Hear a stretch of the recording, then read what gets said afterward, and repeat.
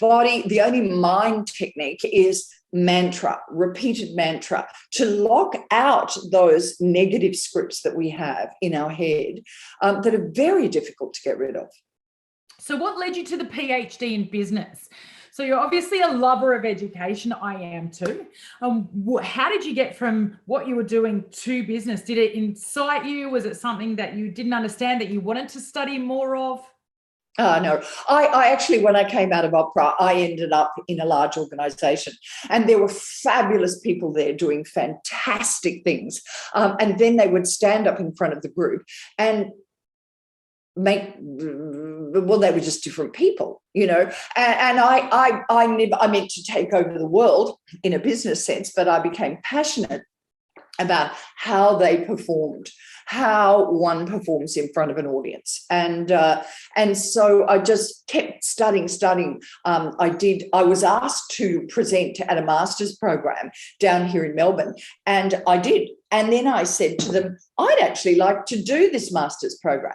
So I did it. And then the lecturer said to me, you should do a PhD. So they actually gave me a scholarship to do a PhD, which is what I did.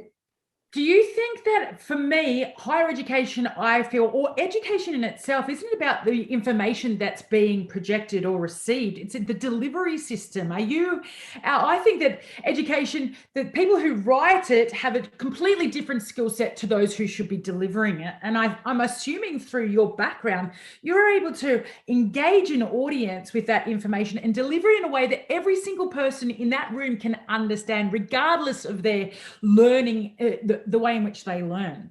Yep. Look, engaging audiences is my business, is my life, is my passion, is my specialty. And people don't read their mobile phones in my sessions. And it's not rocket science. We're just not taught the techniques to do it.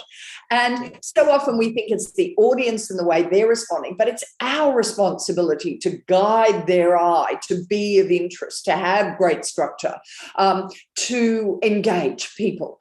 And it is possible, and we have undervalued those skills and not worked on them. Yeah, I couldn't disagree with you, because I used to do leadership training. I'm out of that now. I do my own business. But the same thing, I think it's not rocket science. And the amount of lectures I sat in, I did an economics degree and thought, oh my God, I'm going to go to sleep in this. And I don't discount how much you know as a lecturer, but the way in which you're engaging your audience, there's a huge skill gap there. Is that where you are niching right now? Well, yes, not necessarily in education, but in actually